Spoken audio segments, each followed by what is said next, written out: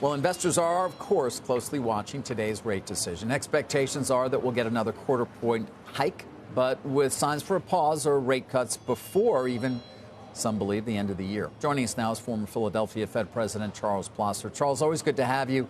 You know, I'd love to get to something we've been discussing a lot about here, and whether you think and how you think Powell will address it later today, which is the impact of the banking crisis and the continued volatility on these banks' willingness to lend, and what impact that's going to have in terms of economic growth or actually preventing it. Well, David, good to be with you here. Nice to see you. And yes, I think this is an important and interesting question, but it's far from certain in my view. I think that, yes, the rate hikes and the trouble in the banking system is likely to be tightening credit somewhat, but I don't think anyone actually knows about how much. I mean, lending doesn't just occur through banks. It occurs through other mechanisms, everything from money market mutual funds to other, what we sometimes call the shadow banking system. So I think it's really hard to tell at this point the magnitude of that effect and whether it is offsetting rate hikes at this point or not, and how much of that's going to account. So I think we have to be a little careful about assuming too much here about those effects. So, Charlie, you were always known as a hawk and worried about inflation. Does that suggest that you still think that they should stay focused on that and signal more hikes ahead? Absolutely, Sarah. It's good to see you again. Yes, I think they need to stay focused. Look, the banking troubles, there's volatility there, but at this point, the impact on the economy, on the real economy, employment, spending, other things, has been fairly muted. And so I think the Fed needs to focus on not making guesses about what their policy on interest rates, should it pause, should it continue to rise. It needs to focus on what I like to call its reaction function. What will the Fed do under certain circumstances?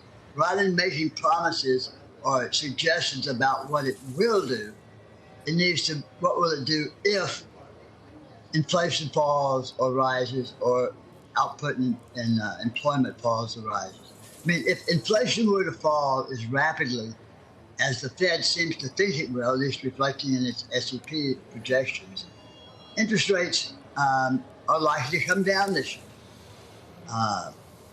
Or if unemployment rises a lot faster than they anticipate, interest rates may come down this year. But I don't think you can talk about those options. I mean, you can talk about the path of interest rates without asking the question what it will be responding to. If inflation doesn't fall like the Fed thinks, we may not see any decline at all in interest rates, and even rather further increases. So we need to change the framing of the conversation into a reaction function about what will the Fed do if such and such happens, rather than trying to predict what that might be. Here's the problem, and here's the argument against what you're saying, is that leading indicators suggest inflation is coming down fast. You can look at the New York Fed's leading inflation indicator. It's really rolled off. Inflation peaked last June and has come down. I know it's still too high, but all the commentary you hear from the conference calls, even on labor, appears to be that problem is getting better, and what's getting worse is the regional bank problem.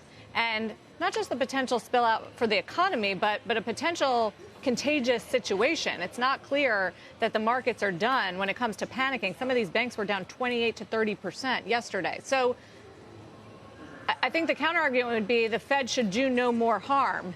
It already appears that they're in a very tight spot. It's been very aggressive tightening, and we know there are lagged effects, and the leading indicators on inflation are coming down. So why should they go further with rate hikes? Well, I think that's a certainly fair question, but I think that the answer to that is far from obvious. I mean, look, the fallout from the banking volatility is far from obvious. I mean, you can argue that it's in fact the Fed's response to the banking volatility is actually making that worse, because it's anticipating in regional banks, well, there are large depositors, uninsured depositors get bailed out or not. And should they run, or should they stick it out because of you know, the responses, the policy responses, are so intertwined with the consequences we are facing. It's just really hard to say.